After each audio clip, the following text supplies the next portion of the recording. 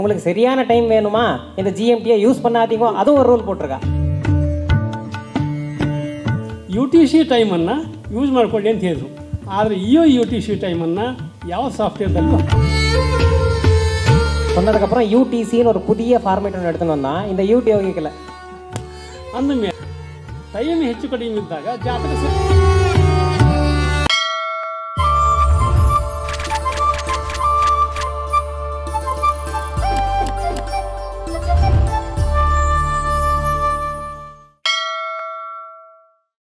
ಎಷ್ಟು ವರ್ಷ ಆಗಿದೆಯೋ ಎಲ್ಲ ವರ್ಷಗಳ ಕ್ಯಾಲೆಂಡರನ್ನು ಈ ಒಂದರಲ್ಲಿ ಮಾಡಿದ್ದೇನೆ.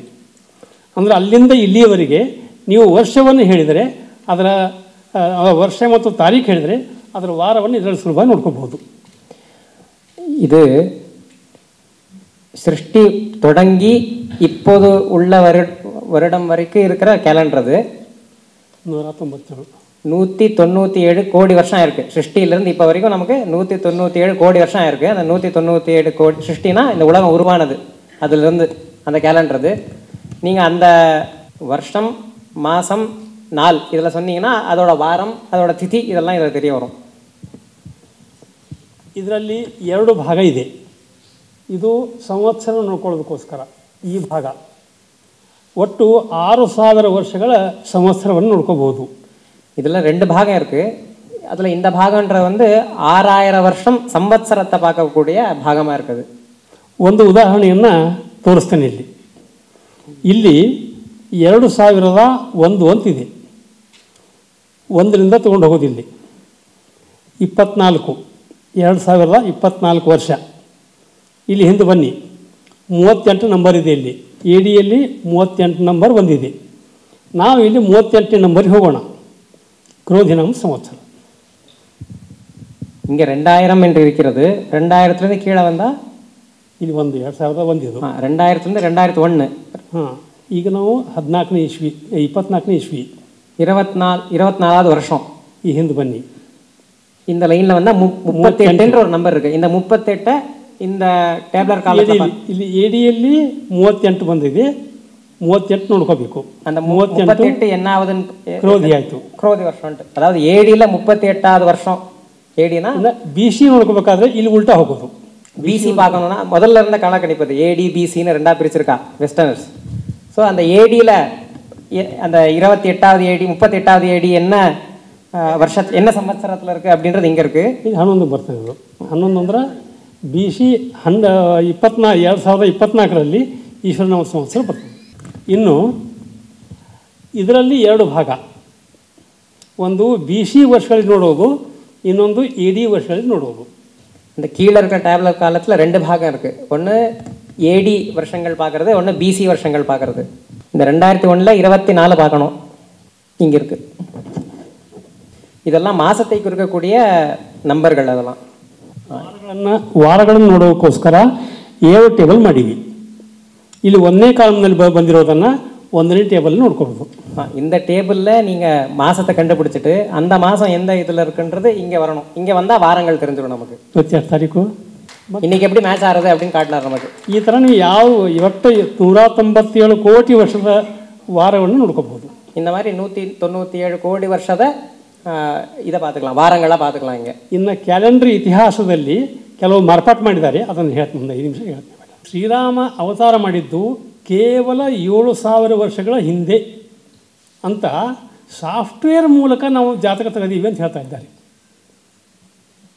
ಇದರಲ್ಲಿ ಒಂದೇ ವಿಷಯ ಹೇಳಿಕ್ಕೆ ನಾನು ಇಷ್ಟಪಡ್ತೀನಿ, ಹೆಚ್ಚಿಗೆ ಹೇಳೋದಿಲ್ಲ.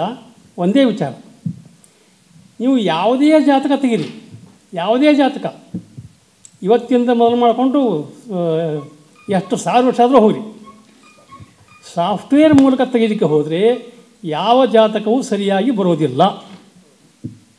ಯಾಕೆ ಬರೋದಿಲ್ಲ?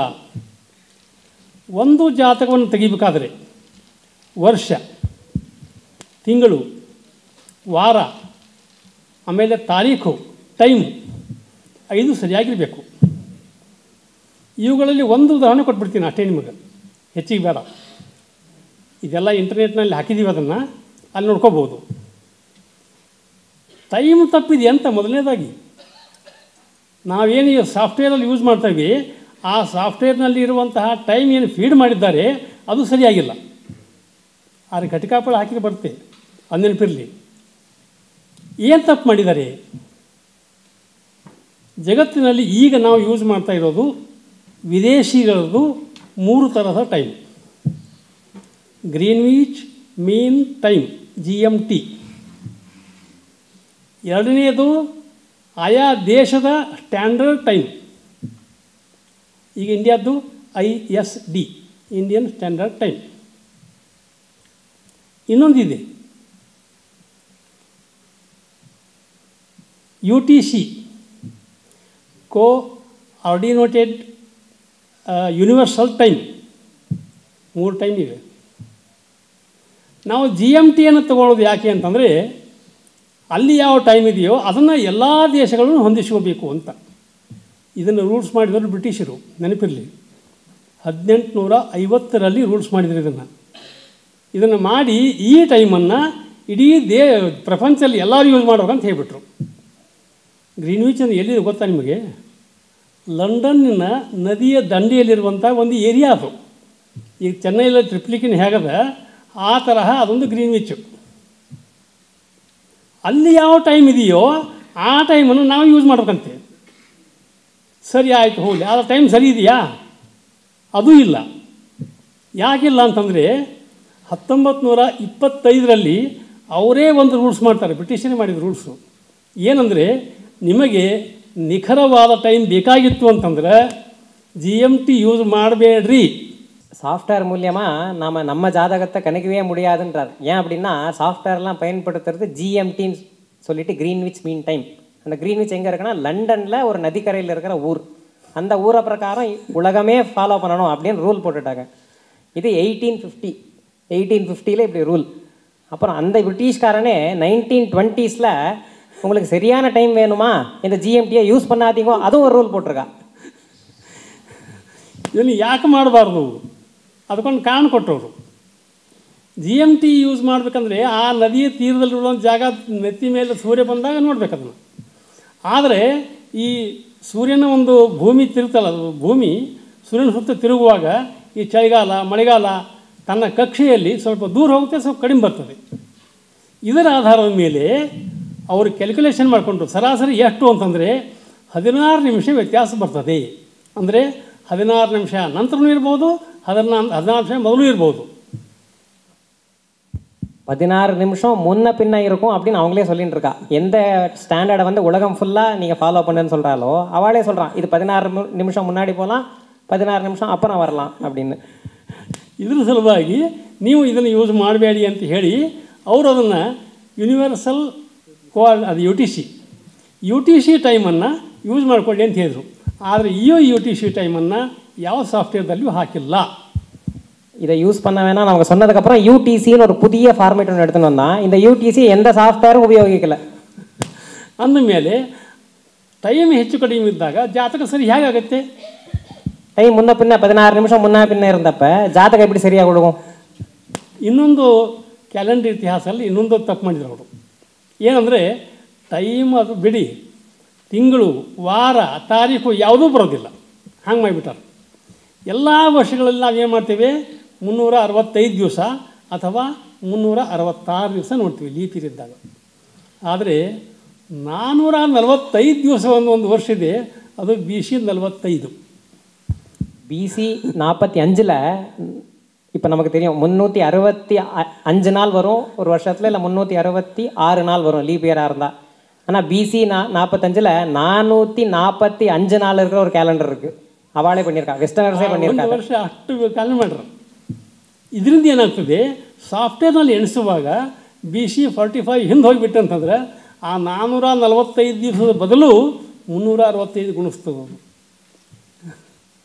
சாஃப்ட்வேரில் நம்ம போனப்போ 365 இருக்கக்கூடாது, 445 இருக்கணும். இதை யாரும் கணக்கெடுத்துக்கிறது இல்லை. ಹೀಗಾಗಿ ವಾರ ತಾರೀಖು ಇಸ್ವಿ ಯಾವುದೂ ಸರಿಯಾಗಿರೋದು ಬರೋದಿಲ್ಲ. ಇದು ತುಂಬ ವಿವರವಾಗಿ ಹೇಳಬೇಕಾಗ್ತದೆ. ಸಂಕ್ಷಿಪ್ತವಾಗಿ 2 ವಿಷಯ ಹೇಳಿದ್ದೇನೆ. ಇದರ ಮೇಲೆ ಒಂದೇ ನಿರ್ಣಯ, ಈಗೇನು ಸಾಫ್ಟ್ವೇರ್ ಮೂಲಕ ಅವರು ಶ್ರೀರಾಮನ 7000 ವರ್ಷದ ಜಾತಕ ತೆಗೆದಿದ್ದಾರೋ ಅದು ಸಂಪೂರ್ಣ ತಪ್ಪು. ಅದು ಯಾರಿಗೂ ಸಮ್ಮತವಾದ್ದಲ್ಲ. ಕ್ಯಾಲ್ಕುಲೇಷನ್ ಮಾಡಿದರೆ ವಾಲ್ಮೀಕಿ ರಾಮಾಯಣದಲ್ಲಿಯೂ ಕೂಡ ಅದನ್ನು ಹೇಳಿಲ್ಲ. 8,75,000 ವರ್ಷಗಳು ಈ ವೇದ ಪುರಾಣಗಳ ಪ್ರಕಾರ ಆಗ್ತದೆ. ಆ 8,75,000 ವರ್ಷಗಳ ಹಿಂದೆ ராமதேவர் அவதாரம் ஆகிது ಅಂತನ್ನೋದನ್ನು ತಿಳ್ಕೊಂಡ್ರೆ ಸಾಕು. விஷயம் புரிஞ்சதுன்னு நினைக்கிறேன் எல்லாருக்கும். என்ன சொல்ல வரார்? 7000 வருஷம் முன்னாடி ராமர் பிறந்தார் அப்படின்னு என்ன சொல்லிட்டு இருக்காங்க, அது தப்பு. இன்னும் நிறைய விஷயங்கள் சொல்ல வேண்டியது இருக்குது, காலம் கருதி நான் சொல்கிறதில்ல. ராமர் பிறந்தது 8,85,000 வருஷத்துக்கு முன்னாடி. வால்மீகியும் இதே தான் சொல்லியிருக்கார் அப்படின்றது ಇವரோட பேச்சா இருக்குது. ಶ್ರೀ ಕೃಷ್ಣಾರ್ಪಣ ವಸ್ತು. ಇಂತಹ ಒಂದು ಸಭೆಯನ್ನೆಲ್ಲ ಮಾಡಿ ಒಂದು ಒಳ್ಳೆಯ ರೀತಿಯಾಗಿ ಎಲ್ಲರಿಗೂ ಅವಕಾಶ ಕೊಟ್ಟಿದ್ದೀರಿ ಮತ್ತು ಎಲ್ಲರಿಗೂ ವಿಷಯವನ್ನು ಗೊತ್ತಾಗುವಂಗೆ ಮಾಡಿದ್ದೀರಿ. ಆ ಸಂಘಟಕರಿಗೆಲ್ಲರಿಗೂ ಕೂಡ ಒಂದು ಧನ್ಯವಾದಗಳನ್ನು ಹೇಳಿ ನಾವು ಇದನ್ನು ಮುಗಿಸ್ತೀವಿ. ಎಲ್ಲ ಆರ್ಗನೈಸರ್ಗೂ நன்றி சொல்லிட்டு அவர் முடிக்கிறார். ಶ್ರೀ ಕೃಷ್ಣಾರ್ಪಣ ವಸ್ತು.